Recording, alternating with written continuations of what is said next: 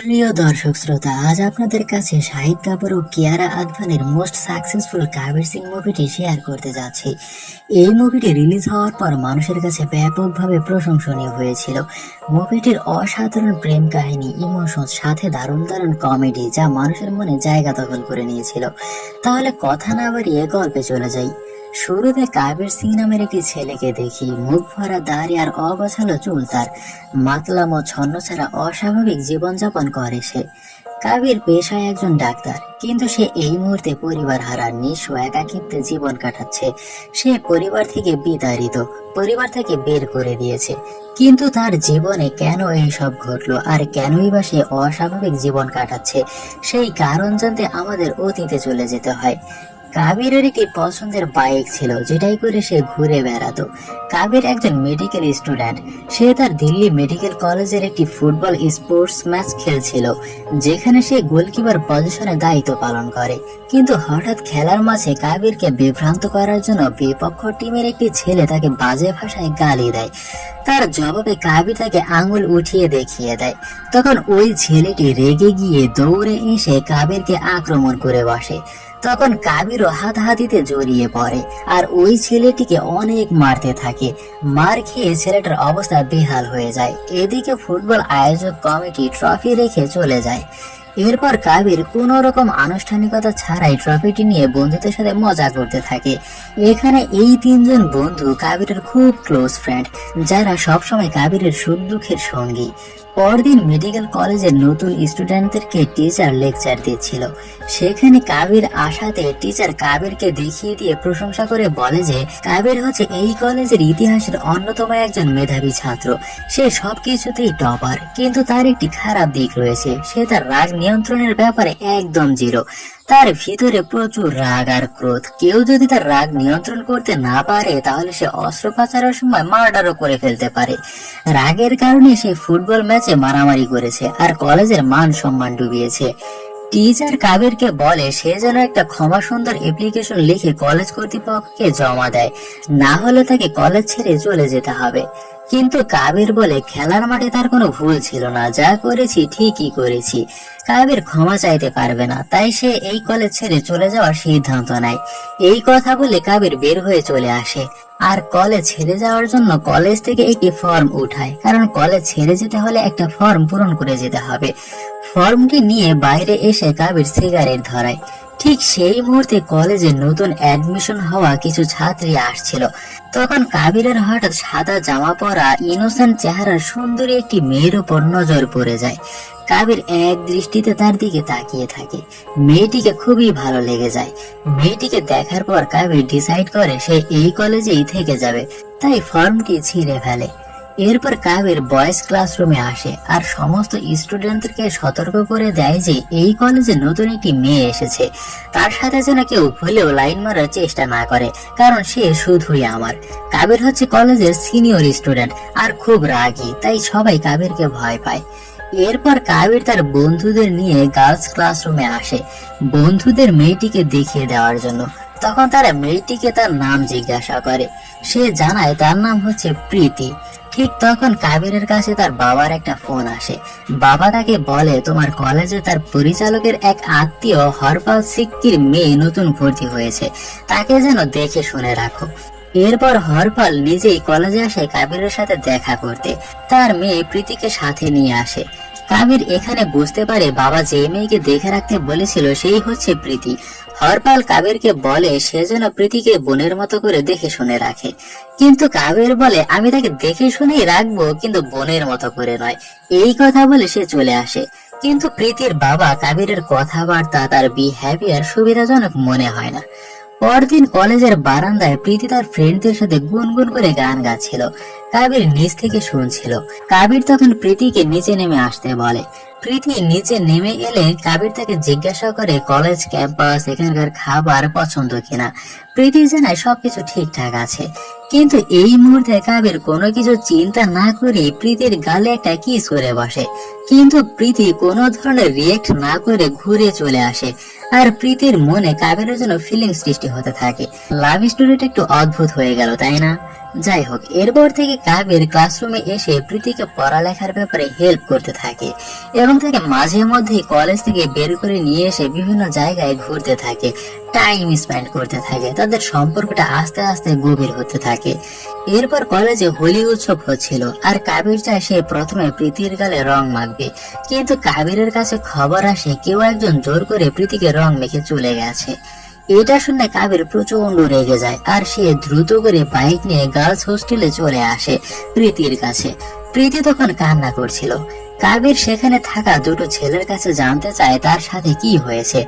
ছেলে দুটো তাকে জানায় এর আগে আপনার ফুটবল খেলায় যে ছেলের সাথে ঝগড়া হয়েছিল সেই ছেলে এসে প্রীতিকে শরীরের বিভিন্ন জায়গায় টাচ করে রং মেখে গেছে। কাবির সব শোনার পর ছেলে দুটিকে বলে এই কথা যেন আর কেউ না জানতে পারে। এরপর কাবির প্রীতিকে নিয়ে সাথে একটা হকি স্টিক নিয়ে ওই ছেলেকে মারতে যায়। কাবির ওই ছেলেকে দেখা মাত্রই ইচ্ছে রকম খুশাতে থাকে প্রীতির সাথে খারাপ আচরণের জন্য, আর বলে ও শুধুই আমার, তার দিকে হাত বাড়ালে জানে মেরে ফেলবো। এই সময় কাবির প্রীতিকে জড়িয়ে ধরে, প্রীতি তাকে জড়িয়ে ধরে কান্না করতে থাকে। এরপর পরবর্তী সিনে দেখতে পাই প্রীতির পায়ে কাচের টুকরো ঢুকে যাওয়াতে তার ট্রিটমেন্ট করছিল কাবিরের এক মেয়ে ফ্রেন্ড।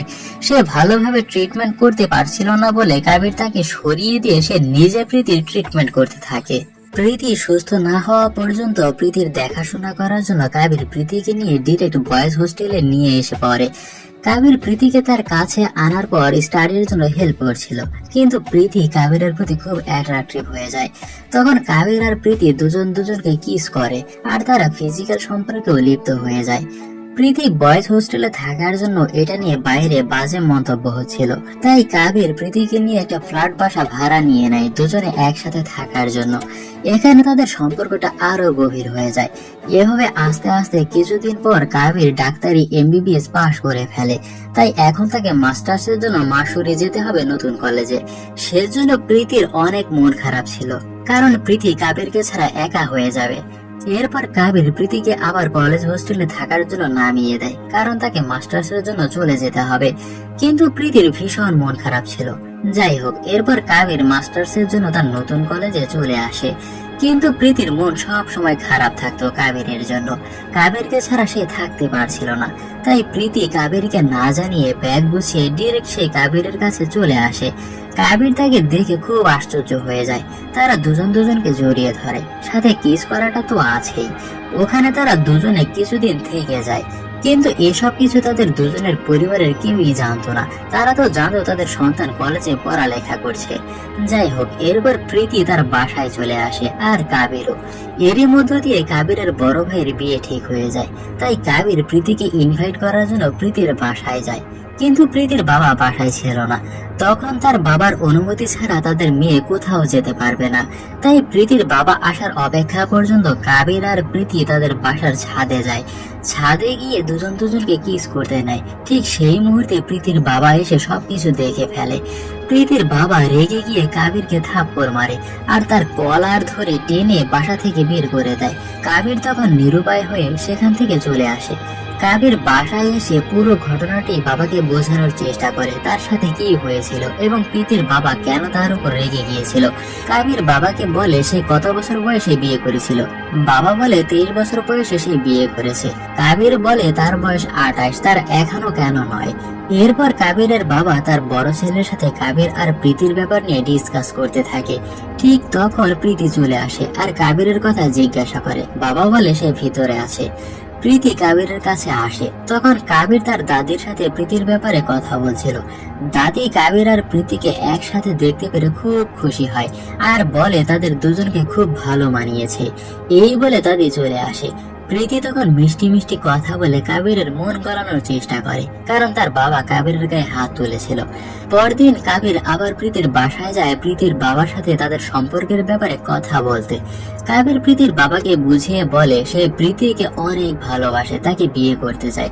প্রীতির অনেক যত্ন নিবে সে, কোনো কিছুরই কমতি হবে না তার। কিন্তু প্রীতির বাবা কোনোভাবেই তার কাছে মেয়ে দিবে না। নিজের পছন্দ করা ছেলের সাথে মেয়ের বিয়ে দিবে সে। অনেক বোঝানোর পরেও বাবাকে রাজি করাতে পারে না কাবির, তাই কাবির রেগে গিয়ে সেখান থেকে চলে আসে। কিন্তু প্রীতি কাবিরকে আটকানোর চেষ্টা করে আর মাথা ঠান্ডা রাখতে বলে, কিন্তু কাবির কোনো কথাই শুনছিল না। কাবির প্রীতিকে 6 ঘন্টা সময় দেয়, এই সময়ের মধ্যে তাকে হয় চলে আসতে হবে আমার কাছে, না হয় আমাকে হারাতে হবে।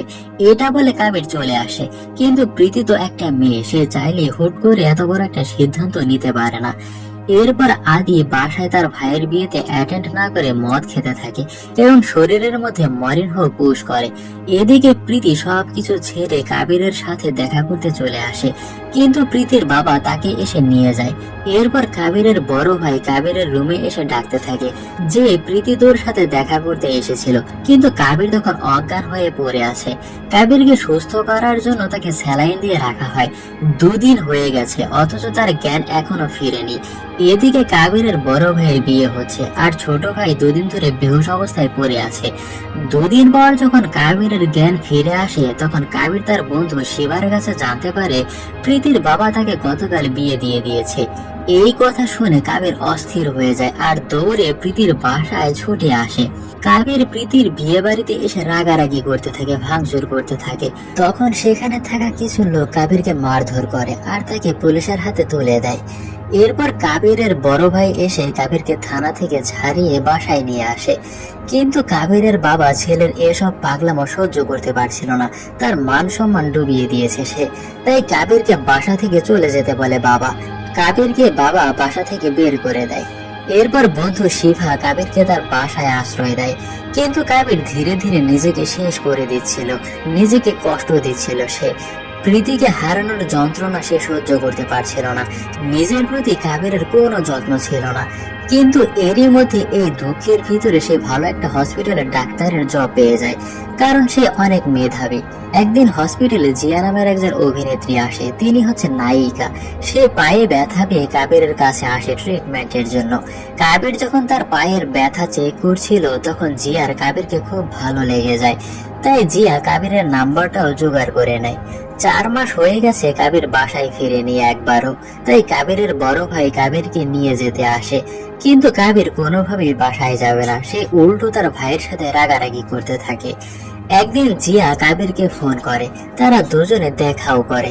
জিয়া তো কাবিরকে পছন্দ করে ফেলেছে, তাদের মধ্যে আস্তে আস্তে বেশ ভালো সম্পর্ক গড়ে ওঠে। কাবির তার ছন্ন ছাড়া আর একাকিত্ব সময় কাটাতে জিয়ার সাথে টাইম স্পেন্ড করতে থাকে। এভাবেই একদিন জিয়া তার গাড়ির ড্রাইভারকে বাইরে দাঁড় করিয়ে কাবির ও জিয়া ফিজিক্যালি অ্যাট্রাকশন হয়ে যায়। তখন জিয়া কাবিরকে আই লাভ ইউ বলে। কাবির এই কথা শুনে রেগে গিয়ে গাড়ির বাইরে চলে আসে, কারণ কাবির আর যাই কিছু করুক না কেন তাকে ভালোবাসা সম্ভব নয়। কাবির তো একজনকে ভালোবাসে, সে হচ্ছে প্রিয়া, তাই কাবিরের সাথে সে রাগারাগি করে চলে আসে। এরপর কাবির কোনোভাবে মদ খাওয়া বাদ দিতে পারছিল না। কাবির মাতাল হয়ে হসপিটালে যায়, আর মাতাল অবস্থায় সে একজন পেশেন্টের অপারেশন করতে গিয়ে নিজেই অসুস্থ হয়ে পড়ে যায়। এই বিষয়টা যখন বাইরে জানাজানি হয়ে যায় তখন হসপিটাল অথরিটি সমস্ত নার্সদের ডেকে বকাঝকা করে, কারণ হসপিটালের অনেক বদনাম হয়ে গেছে এরকম মাতাল ডাক্তারকে দিয়ে অপারেশন করার জন্য। তাই হসপিটাল অথরিটি কাবিরের নামে মামলা করে দেয়।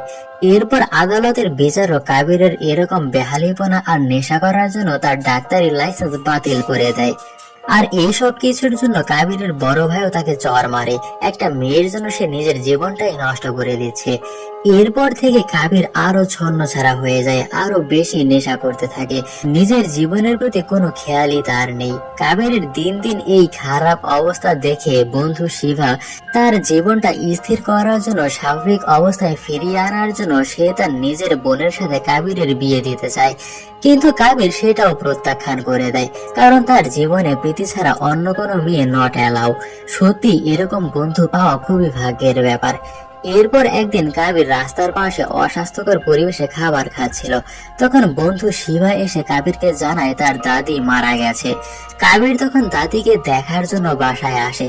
কাবিরের বড় ভাই তখন তাকে সান্ত্বনা দিচ্ছিল। এদিকে কাবিরের বাবা তার মা মারা যাওয়াতে পাথর হয়ে বসে আছে।